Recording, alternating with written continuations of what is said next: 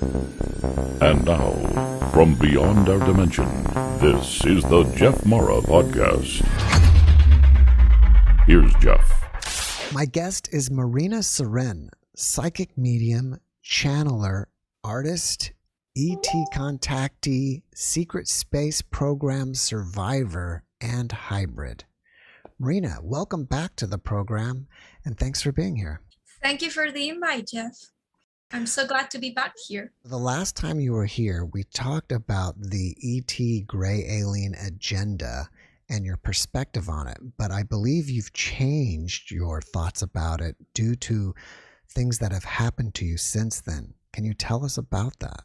Well, so since some years, I started to connect with a group of extraterrestrials that are very ancient and really very knowledgeable.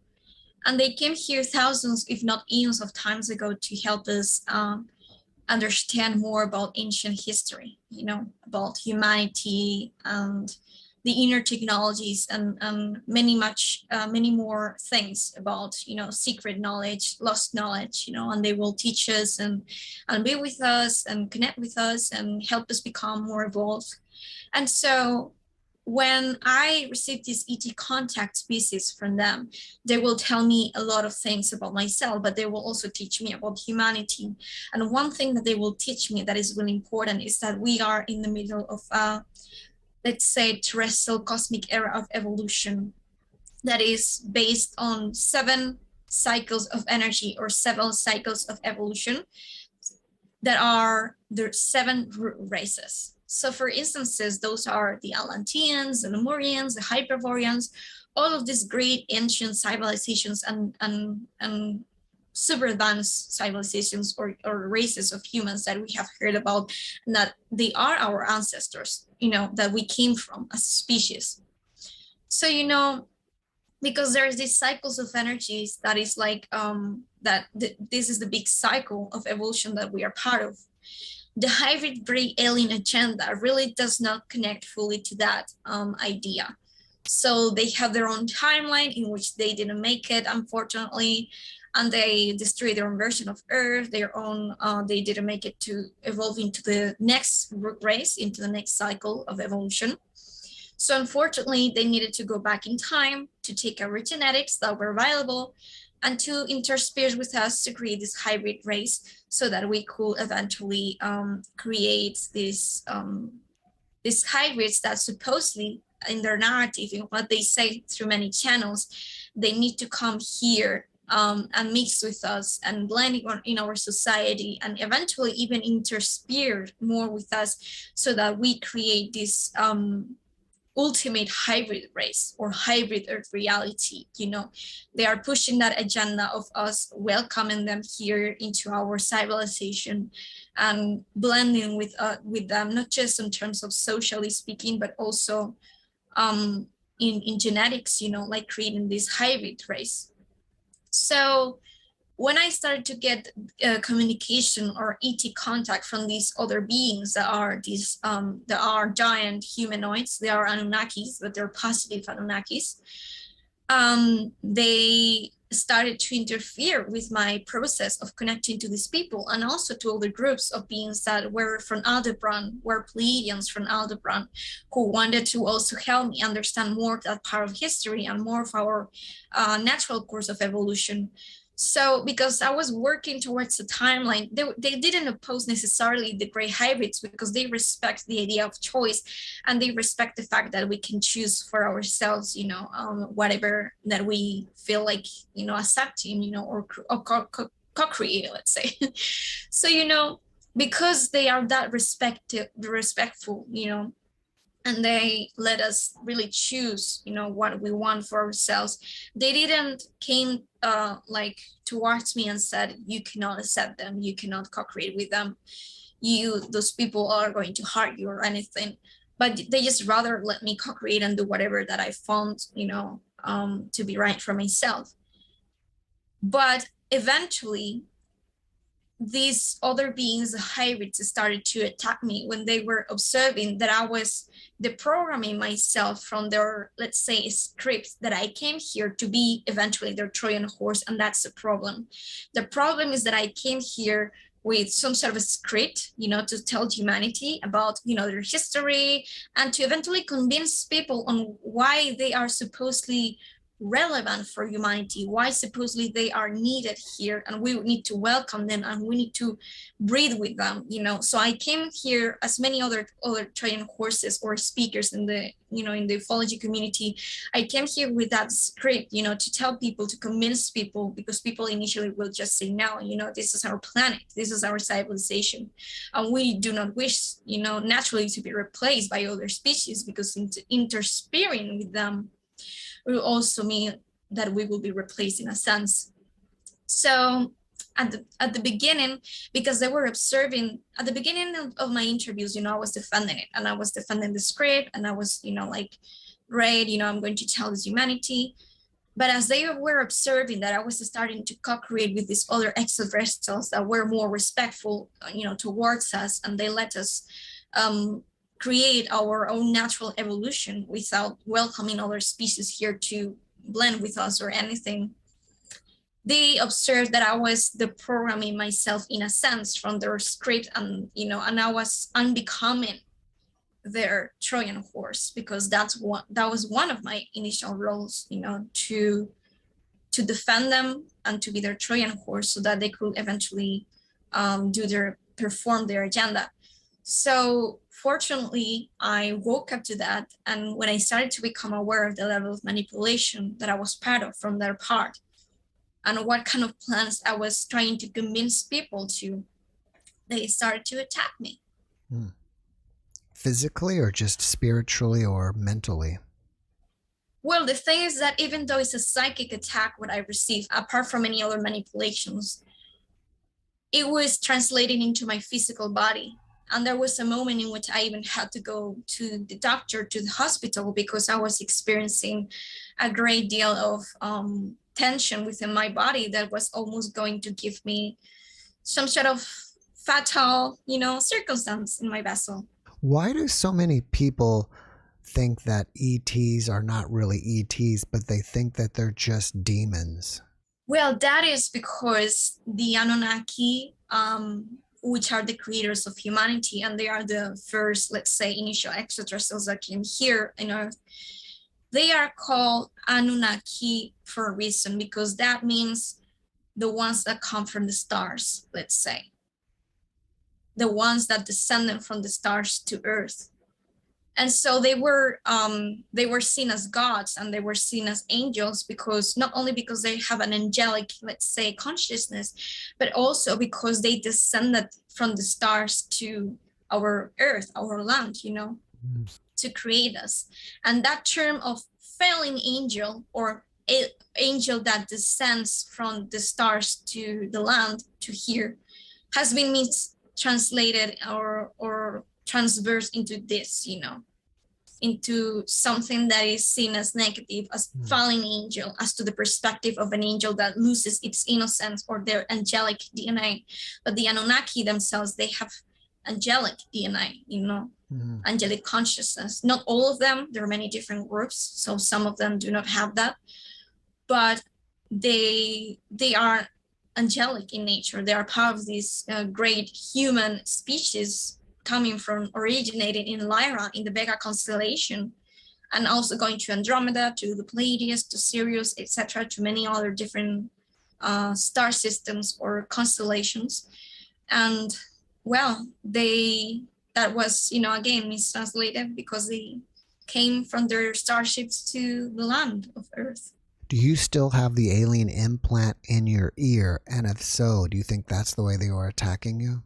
Yes, that's the way the Greys were attacking me, because it was even confessed by them in some sessions by a channeler that channels them, that the Greys tend to have this tendency to place implants in the ears of abductees who are part of the hybrid programs.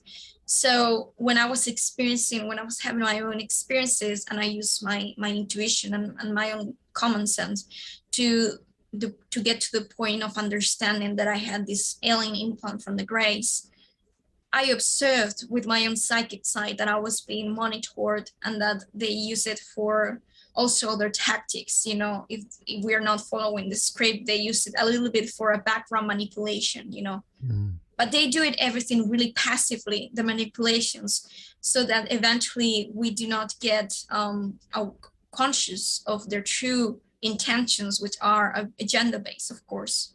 Now you're saying that is of the gray aliens, right? The classic ones that we see in all the artwork and popular culture of today. Yes, but the reason why I mention it's because they are part of the gray alien. I mean, there are many grays, and there are, you know, many programs and agendas, but the ones that place my implant here specifically and attack me are the ones from the gray hybrid alien agendas. I've wondered this, and I want to know what your opinion is. Do you think the Greys are actually like biological robots? Are they sentient beings? Well, actually, they are sentient beings. The difference is that because they lack of connection, because they lost that connection with their emotional body, they eventually become a little bit, and because they're blended with nanotechnology in their timeline, they work a lot with the idea of eugenics and genetic manipulation, and also the idea of nanotechnologies and artificial intelligence, because they blend so much the idea of technology and artificiality, artificial, I don't know what that word says, sorry. Right. You're from Spain, and English is your second language, so don't worry about it, and you're doing an amazing job as it is. Thank you, and I'm sorry. But because they blended so well with that idea of artificial intelligence, you know, nanotechnology and eugenics, they became a little bit symbiotic in a sense, because nature has its own algorithms of, like, let's say, behavioral patterns within consciousness. So for instance, when you're too connected or well connected to your emotional bodies, that body connects directly to your creator energy, because, you know, that's that chakra, you know, the creative energy. So we humans are so emotional. That's why we are so creative, because we're just so emotional. So we have a lot of that creative energy. And that's why in our algorithms, you know, within our consciousness, our behavioral patterns have so much diversity, but they became a little bit robotic in a sense, because they eventually blended so much with technology to correct that emotional aspect of themselves. So they cut out, in a sense, that creative spark, you know, in their soul, in their spirit, in a sense. So that's why they look to many people as symbiotic or even robotic, you know, like having no spirit or no soul. Now, I'm not saying that all of them are part of this negative human evolution that, you know, did this process of becoming human by blending more with the technology and cutting out really important aspects of the human, you know, blueprint, you know. But there are some that are cloned or even made as artificial vessels in laboratories by different species, such as reptilians, draconians, or who knows whom, you know, Anunnaki beings. So, you know, it depends, of course. Were the gray aliens the ones that were responsible for having you be a mother of alien human hybrids? Those are the ones from the negative timelines of human evolution, the ones that destroyed their version of Earth and came here for genetics. Have you been in contact with any of your hybrid children lately? No, in fact, they have been negative to my perception towards me, because I rejected them, but furthermore, because they know that I am against their agenda and that I really didn't want it to become a mother. So they have even get to manipulate me, you know, in the astral. They threaten me even sometimes, not physically threaten me, but they told me that they were certainly sabotage certain connections with me, because they push, you know, they force this connection with me and their agenda so that I welcome them. Because, you know, there's a misconception. Many people think that the only way that extraterrestrials can get here is by someone, being placed in front of a camera or in YouTube and saying, hey, this is what you have to accept, or convincing people or speaking positively about them. No, it's mostly about vibration and energy, and we know this. So if they ground, let's say, into the Earth matrix, into the Earth planetary matrix or telluric lines, the magnetosphere of the Earth, enough people that are harmonizing with their reality, they have a medium, let's say, or a channel, a bridge for them to come here and make it so that the telluric lines of the Earth or the magnetosphere of the Earth contains much more of the probability or possibility for them to come here and get manifested, get in, in our planet, because we will be harmonizing and blending our realities, their species and our species, so that there is a point of a common area of intersection in which they serve as a bridge. It's interesting that you brought up the magnetosphere. I've heard you talk, or at least I've seen titles of your videos or other people's videos about the morphogenetic field. What is that, and how does it relate to ETs? The morphogenetic field is all about how consciousness is responsible for the evolution of genetics. Okay. So in a sense, it's describing how genetics doesn't have a, let's say, unpredictable and random path of evolution or, development, but rather consciousness dictates that path. Okay, that's interesting, because sometimes I talk with people and we talk about that our bodies are a manifestation of our consciousness. And so that kind of seems the same thing, as well as, I think Dr. Joe Dispenza talks about that if you do deep meditation and stuff, that you can change your genetics. Yes, and that connects also with what we're talking about their bridge to come here. They insert genetic implants in our DNA, in our vessels, so that frequency, that, let's say, molecule or implant, it's informing or programming in our auric field or magnetic auric bodies.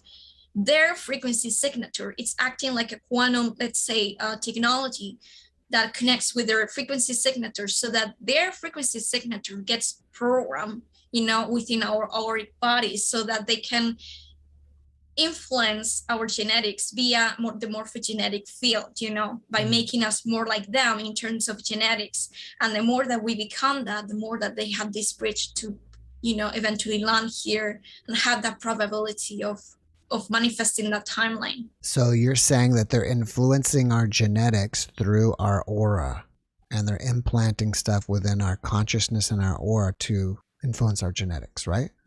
They have that technology and that ability through genetic implants, yes, but it is not like an implant as like nanotechnology. As it's more of like an infusion of genetics with they use nanotechnology, but they infuse it within your nervous system or your own body, and it is like a genetic implant, and it is programmed with their own genetics, with their own frequency signatures, so that you start to inform the overall, because they cannot change your base, your original DNA. They cannot change it, and manipulate it like that, but they can influence it, eventually. And so it acts as a transmitter of their frequencies, of their vibrations, their consciousness, their reality. I've had a guest on, and we were talking about that, humans have been created by ETs, and at one point they made us too smart. And so they actually had to dumb us back down. And I think that's kind of what the Garden of Eden story is in the Bible. It's kind of referring to that. And so that now when people have injuries to their nervous system, sometimes these abilities, these cognitive abilities, start turning back on. And sometimes I think that they're even psychic abilities, especially with my NDE experiencers. They start having these empathic abilities, premonitions, clairaudience, clairsentience. Can you comment on that? I perceive that the story about Eve taking the apple, can have that, yeah, like can be pretty much about that, like let's say as a way to warn humans that we must not become sinful supposedly by desiring to get enlightened or desiring to get knowledge, because they want us to become dumb, as you say, so that we are manipulated by them and they can use us as they wish. But I also think it's a manipulation in terms of making feel women like they are the sinful gender, which is, other kind of politics and ideologies, but it has many purposes, I think. But yes, and so respect in yeah, like in regards to that question, I believe that those experiences in which their nervous systems gets damaged, supposedly, it's because I think it's more because there is something called algebraic topology that studies how there is geometries of connections between neurons in your brain that if they have a specific path, they can lend you to have different functions within the brain. So I think that when there's an injury, if some of them are reprogrammed back to another, let's say, of path, like geometrical path, that can lend them to have to recover different functions that maybe was lost in, along our history of, I think the guest was saying that if you look in ancient stories, and you'll see more than one, that the ETs were basically, they sprayed some kind of gas on the planet, that's how it affected us. To be honest, yes. I've been informed about this part of history too. Specifically when there was a great civilization living in the North Pole or the South Pole, I'm not sure, but because we migrated, I am really connected to a civilization that is called Hypervoria. And its origin, it's a place, let's say geographical place, it's in the North Pole, in the Arctic cycle. And so it is said that the only memories that I recovered from that was that I was planted in some specific things that were absorbing the gases that were sprayed eventually, and that we migrated. But the reason why we migrated to the South Pole is not because of the gas chest, but also because of the ice age, because there was a new cycle of evolution. So there was an ice age and we had to migrate to the South Pole. That's why I eventually cannot say if it was the gas was sprayed in the North or the South Pole, but definitely I've heard about it. I was told that telepathically and psychically in dreams. So that's true. It's true. I resonate with his perspective on the gas being sprayed. Do you think global warming is being caused directly or indirectly by ETs? I think global warming, it's I think the responsible for that, it's the solar flash events that we are experiencing right now, because there's a pole shift. The magnetosphere of the Earth is losing in its intensity, let's say. So because it's becoming a little weaker, because the poles are just not the magnetic poles, not the geographical poles. The magnetic poles are not becoming that, let's say, stable. The magnetosphere in general is getting a little weaker. So the solar flash that now is intensifying because it's informing the whole solar system that there is a new jump in, like quantum jump, like an ascension, like the ascension that we talk about so much about, a new cycle of evolution. It's causing the Earth, of course, to receive more of this radiation. So I believe the responsible is this solar flash event. All right. Some people will talk about blonde race of ETs that may be on the planet that are tall. They kind of call them Nordics. I recently had a guest that told me that the Finnish language is from ETs. There's not any history of that language being created. Have you heard anything about that? Yes, and I'm really connected to Nordics myself, specifically to a species of Nordics that are from Aldebaran. They are Anunnaki, but instead of being more of a reptilian DNA, because some Anunnakis, even though they're human, they have a little bit of reptilian energy. And the ones who have more reptilian energies are the ones who are here mostly in general to control Earth. But this specific Anunnakis have more of the Pleiadian and Nordic DNA. So these are Anunnaki Pleiadians, let's say, and they come from Aldebaran. And yes, they are the ones who were mostly, let's say, lending their genetics and their knowledge and their culture to the part of the north, as well as in Sumeria too, and India, and many parts, even Greece, many other parts of the world. But yes, in the north, because in the north there was this big ancient civilization that I was talking about before, that I am so connected to, that is called Hypervoria. And so it is true that to me it resonates that the Finnish language it's from their origins, or maybe other version of the Nordics, but it could be, who knows. She was saying that there was one other language on the earth that's also ET origin, but she couldn't remember. Do you know of any other language? Yes. What is that one? It's actually on my country. Spanish? It's not a Spanish. Oh, it's called Latin. Basque. Oh, Basque. Oh, that's right. Okay, yeah. Yeah, I don't know much about the Basque language. Is it completely non-Latin based? Non-Latin based, non-Indo-European based. Interesting. Do you speak the language? Kaisho, ser, mudusaide, niritsena Marina da. What did that mean? Hi, how are you? My name's Marina. Oh, wow. Okay, that's amazing. Is there any evidence of ETs in the Basque region of Spain? There is a lot of UFO sightings in that region, and there is a lot of percentage of Rh negative, which is pretty interesting because there's always these studies talking about the link between the Rh negative bloodlines and the extraterrestrial genetics, Really? Tell me more about that. Yeah, so you know that Rh negative is not pretty natural. And the reason why, it's because if you're a mother that is Rh positive and you have a baby that has the gene of the Rh negative in its phenotype, not just the genotype, you're probably going to reject the child. So, because you're not compatible, the blood is just not compatible. And so that in nature, it's not naturally a path of evolution. We, as we were created, or let's say, not we, because we're no longer them, but the human species or the primate species of the past that were here, they were not, they had enough survival rate. And, in relationship to the path of evolution that they were taken, in terms of how their bloodlines were created, or how they managed to evolve certain other features to adapt into the environment and to interact with the environment.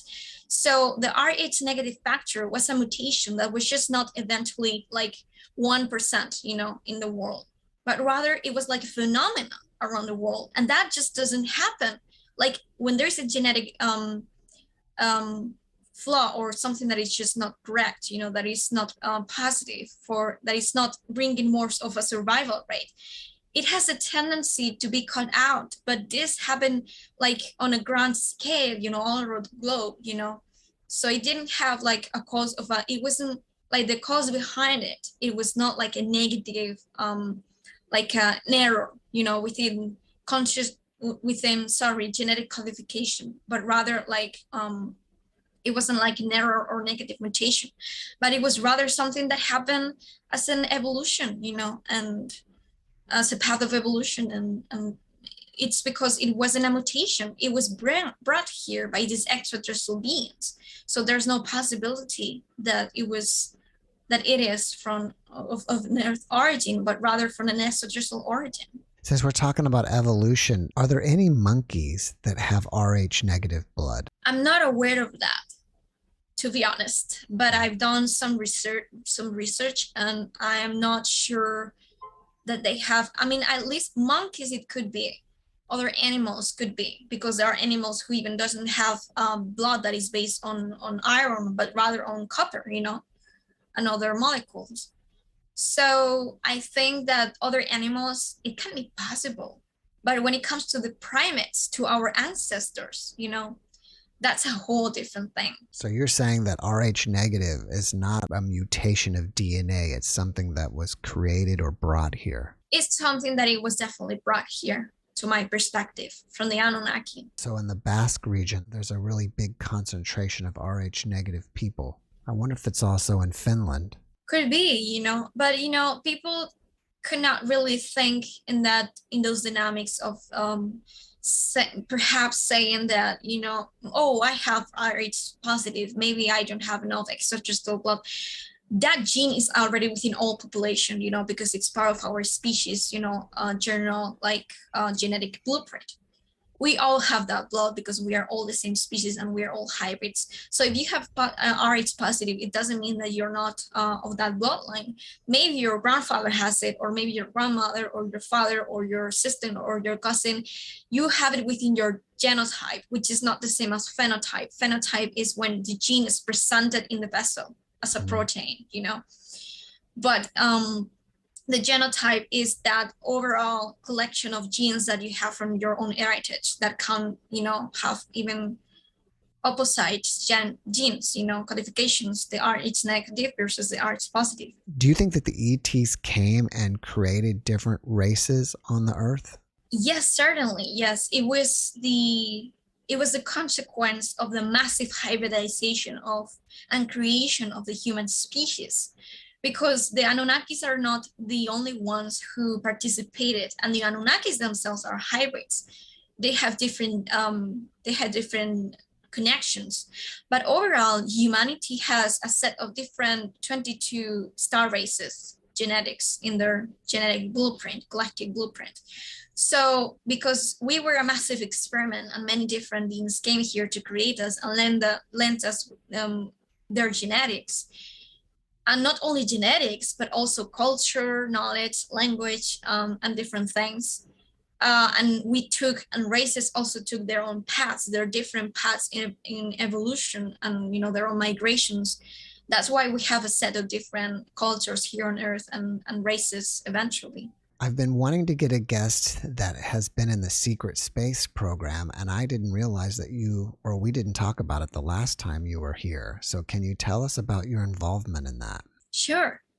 Well, at the beginning, I was a little bit skeptical of the space program because, there's been a lot of people misinforming about it, I believe. But I don't blame them. The reason why it's because it's really complex topic in general.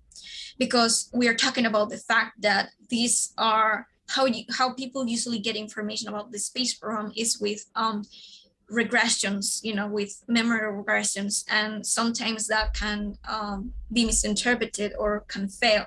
But also because it's protected by the governments, like the governments themselves, they don't wish, that there's this kind of disclosure or that people become aware of what's going on, on that infrastructures or programs, So because there's that level of protection from the government, there is a tendency to have a lot of misunderstandings or people who might be misinforming, maybe not on purpose, maybe they're being manipulated. But so going back to what I was saying, at first I was a little bit skeptical.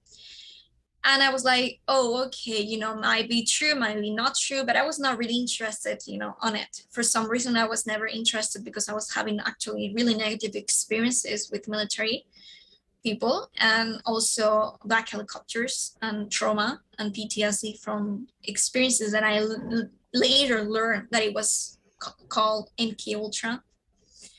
And so I decided not to put my attention on it, to focus more into my spiritual growth, into other things.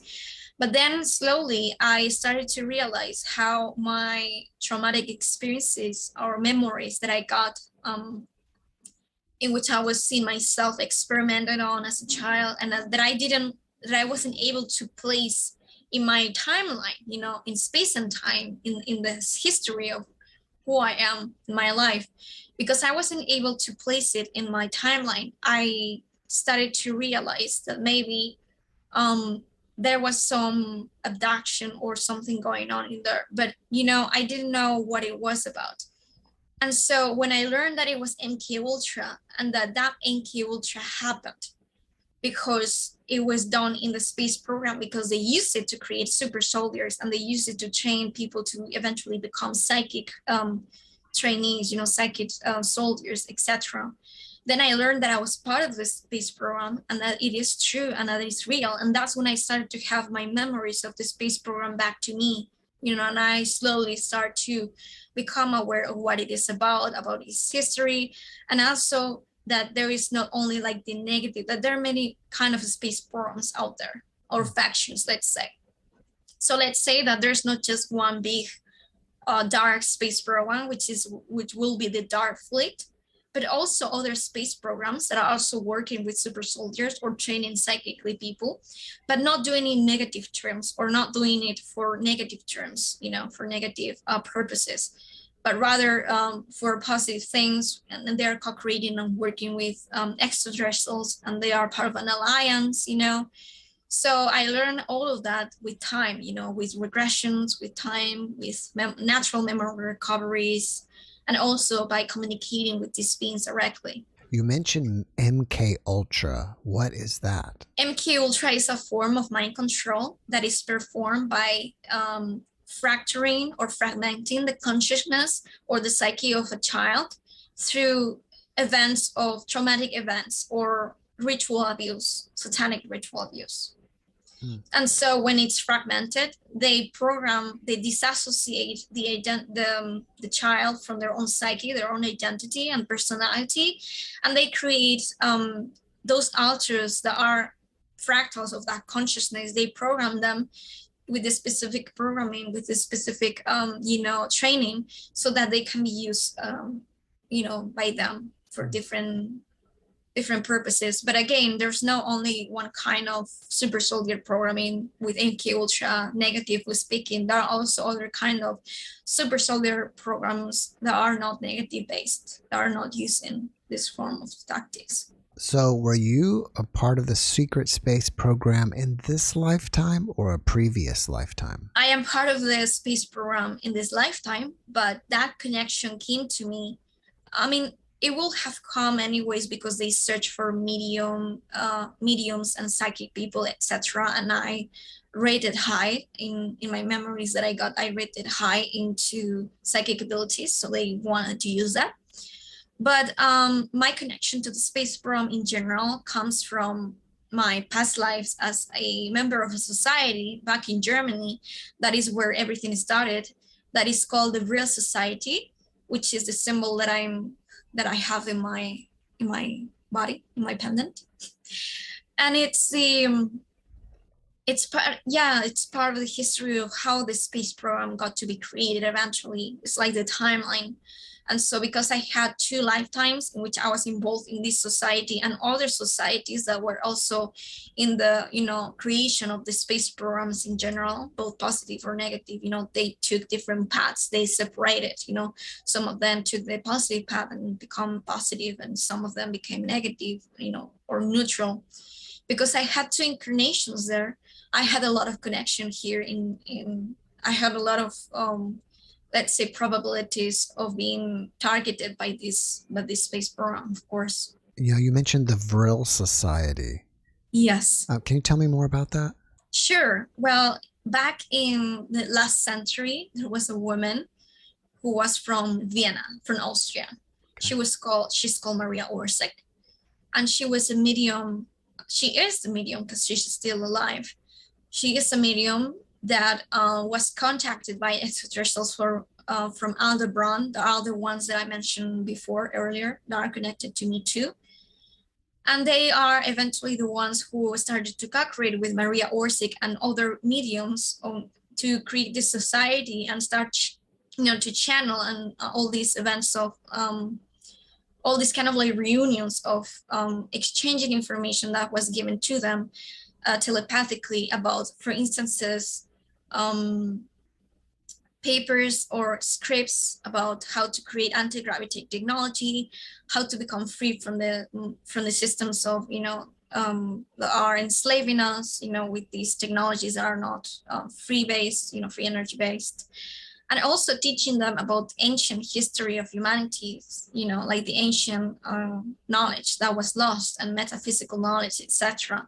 And how to utilize a very important thing, that's why the name is Vril, how to utilize a universal energy that is that is in the earth, that is in all points of space, that is called Vril, that is unlimited, and it's a universal energy. It's like the equivalent of chi and ki in Asian cultures, but the word Vril comes specifically from a novel that is called The Coming Race, that talk about how a race of inner earth people, or whole earth, utilize this energy in many different forms, such as how to heal themselves, how to destroy other beings, how to power their own technologies, how to, become more young, etc. Like they can use Vril for many different positive purposes: defense, attack, life force energy. It's a life force energy in general that can be utilized in universal ways. It can be translated into many different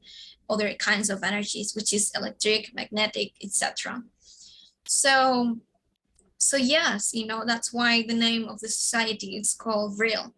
They were taught all these things: anti-gravity technology, ancient human history, secret knowledge, metaphysical knowledge, and also how to utilize this energy for various purposes. But mainly it was how to create a spacecraft, because they wanted to liberate humanity. They wanted to help humanity to have more of the Pleiadian angelic energies, and not so much the dark, energies that were fighting, and are still fighting in the moment to take over. Do you think that the majority of ETs that visit the Earth are either negative or positive? I think that naturally, because the law of nature is to always get into a 0 point state, into balance, I think that the universe will never permit it, so that there is more influence in, like, technically speaking, of negative energy versus positive energy. I think that we as a species and every consciousness will be given like equal choice, equal ability to choose in between one energy or another. And so it all ends up to being up to our response. So for instance, if there is more negative influence, it's because we are becoming more receptive to it naturally, because we're responding to it, because we're not yet prepared or evolved enough to choose the choice that we prefer for ourselves. Do you think the majority of the ET contact with humans is done psychically or consciously, or do you think it's done physically? I think the most is done psychically, or in other realms that are not the physical. But many people worry about this and think, well, if it is being done in the astral realms, for instance, and I'm not becoming aware of what's being said to me, then how can I even utilize what's being said to me? And I will tell them not to worry, because consciousness is fractals, and it works in harmonics of frequencies. It has levels and layers of consciousness. The higher frequency and higher density aspects of consciousness are in the above levels, of course, because they are the principal harmonic. And from that principal harmonic, all of the rest of fractals, subdivide themselves, and become smaller, and divide themselves and multiply, because division is the same as multiplication, down towards the below levels of consciousness, which are the ones that we are expressing here. The unconscious and the physical mind, those are the lower aspects of consciousness. And so because of this system, these fractal systems of harmonics, because they are all harmonizing in between each other, among each other, if they inform our higher aspects of consciousness of something, that energy is going to come down to our lower aspects of consciousness. Why? Because it's not separated. Because there's no like a separation. There is a disintegration of perception in between the two, or in between all of them. But there's never like a full separation. They are working together, they're intersecting, they're harmonizing. So eventually that will go down to our physical mind. And how that happens, it's by our natural system, our natural inner technologies, translating that knowledge, that consciousness, that information that was given into through different dynamics. It could be you manifesting an experience that teaches you that, or it could be you manifesting a book that lends you that knowledge by synchronicity.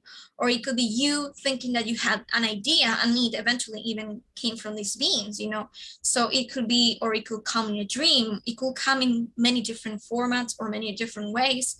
You could process the information in many different ways or through different dynamics, but it will eventually come down. So it is effective. Do you think that most ETs are existing in the 5D or the astral realm and not in our physical realm? I think that they are doing, the ones that are doing it as a reminder, but people translate it as that we should unbalance ourselves and focus only on that aspect of our consciousness. But they do it on purpose because they observe that generally we have been way too focused into our material reality and our physical selves. So they make it as a counter, energy, like a counter action to that natural, set of behavioral patterns or focus of humanity's consciousness and energetics. I think 3 of my near-death experiencer guests have said that during their NDE, they went to a water planet. Have you ever heard of the water planet? Yes, I've heard that those planets that are made of water, like landscapes, are usually Sirius, because Sirius is a star system that connects highly with the idea of, with the element of water. Do you think that ETs travel here through wormholes, or do they travel here through the astral realm? They like pop into their astral realm and where they can travel at the speed of thought and then pop back out. I believe that at that point of density of consciousness, the astral and the physical is not that separated, so it's correct. They can eventually use technology that use teleportation. And how they do that is by synchronizing their own devices or technological crafts into the frequency of the space or the coordinates that they wish to manifest themselves into. But wormholes are used also. Some travel through space and time. I was talking yesterday on my live stream about this report that came out, and the government released 1,600 pages of documents, and it was through the AATIP, which is the Advanced Aerospace Threat Identification Program. And in the article, let me see if I can find it here. One of the things that was looked into was, let me just find it right here. Here it is. The authors propose a plan to look for extremely lightweight metals in the center of the moon that may be 100,000 times lighter than steel, but still have the strength for steel. So my thoughts are, why are they looking for this metal? I mean, why would they even have this idea that that metal exists? And why would they go looking for this metal in the center of the moon unless they already have a craft or something that's created from this metal? What do you think about that? Well, many times there are treaties, of governments and extraterrestrials. And so the extraterrestrials can eventually land or give away their, let's say, scientific knowledge about technology, how to use certain, or even guidelines like, hey, you have this, let's say, map of how to create this kind of craft based on this metal, and where you can utilize it, where you can extract this metal. It's basic, it's in your moon. So maybe they suddenly become interested in that, extracting that metal from that planet because there might have been a treat of exchanging something between, or maybe because there was reverse engineering, because maybe somehow they discovered that kind of technology elsewhere, even I'm not sure how. Sometimes there are these kind of events that led them to discover them. And so they might experiment with it, with reverse engineering, and find that metal. And now how they discovered that the metal was in the moon, maybe because, again, of these, maybe they got guided by these extraterrestrials by making treatments, or just by asking, because it's a neutral thing that we get technology, So it's even a positive thing that we get technology that is free energy based. So why not? What do we have to give in exchange for that technology? It is not necessarily based on a treat, because as I was saying, I initially said treat because most of the times is the shadowy governments who want more technology, etc. So I thought, oh, maybe, there's a treat in between. But maybe not. Maybe they're just governments that are in research of free energy technology for the purpose of getting, like advancements, in our civilization, and that is fine. So just by asking, they might have it. But what can we give in exchange? If it was the first option, maybe genetics, maybe humans, maybe like permission to abduct humans, to experiment humans, or that kind of things that are pretty dark, to be honest. Yeah, it could be scary. Within these same pages that were released, they're also talking about people who were near UFO craft, and obviously it's women, are becoming pregnant just being near these UFO craft. And since you're a hybrid mother yourself, can you give us any opinion on that? It sounds like a hostile event, for sure. Sounds like what? Hostile. Oh, hostile. Okay, yeah. Pretty invasive, passively invasive, but still invasive in my opinion, because when there is a pregnancy, it matters a lot what is being created from those encounters. So I believe that might connect to the idea of some hybrid programs. I'm not sure if it's the gray, but could be. And so it's pretty hostile that it is performed like that, because it sounds like a desperate move, from someone to kind of like impose their genetics or those births, or civilization. So who knows? But I think it's pretty not positive for sure. It's interesting to think about how could just being next to a ship, someone could become pregnant without any physical contact. Right. That is also something that I question myself about, because, I've never heard about that kind of insemination. Well, in fact, there must be not fluids at all, like that kind of cells from the male. Mm-hmm. So just by radiation, just by waves being radiated towards the eggs of the mothers in question, if they get pregnant, then I'm unsure what kind of technology that is about, but it sounds pretty fascinating. For those of you that are watching, in the JeffMara podcast Facebook page, I have this article linked so you can go check it out yourself. And within the article, you actually have links to the government, 1,600 pages, and I actually only read a couple pages so far on wormholes. All right, Marina, well, I'm running out of time. And so I want to let people know more about you. What is your website and what can you find on there? So my website is www.marinaseren.com. And what can people find on it is a blog with a set of articles that I made describing the Anunnaki, for instances, or about about the theory on that we are hybrid beings.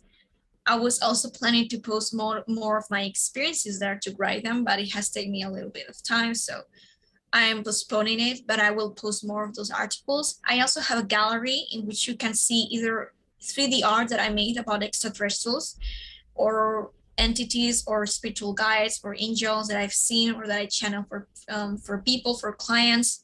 You can also see a gallery with the UFOs, some of the UFOs that I ever seen caught on tape by me. You can see also pictures of the UFO marks that I got from my own abductions. And you can also see some sketches in pencil that I did about some of my experiences or encounters with extraterrestrials. Then I have a page that is a section in which I describe a little bit of my story. And then I have another one that talks about the services that I offer, which is spiritual coaching. If people want to contact you to ask you questions, is it best to do it on through your website or on Facebook or email or what? In the website, definitely. There's a contact, box, so they can write me the message and send it there. What are you working on that you want us to know about? I'm working on starting to upload videos for my YouTube channel. And I'm also working on writing a book about all the metaphysical knowledge and channelings that I ever got so far. All right, great. Well, since we're on YouTube, what is your YouTube channel called? Marina Seren. Before we finish up, can you leave us with one last positive message? I wish to let people know that we are in really interesting times in the evolution of humanity, and that they need to focus on their inner self and who they truly are and stand up for what they believe in. Because there's a lot of information coming up here. There's a lot of, there's just a lot of channels open for us right now because we are in really crucial times when it comes to disclosure. But I recommend people that they tune into themselves and that they connect to who they truly are and let go of that which is the old paradigm or the set of negative beliefs or ideas that they had about themselves, and connect with that which they truly are, which is their passion, their joy, their excitement, their whatever that brings them happiness and love, because that is what they are, and they can only be what they are through who they are. So that's my message. That's what I say. Thank you for that message, and I wish you a great rest of your day over there in Spain. Thank you. Likewise. Thanks for watching the JeffMara podcast. I really appreciate you. Another way to show support is through YouTube memberships. And if you do, there are loyalty badges and other perks depending on your level of membership. All you need to do is click the join button underneath the video to find out more. Thank you for your support.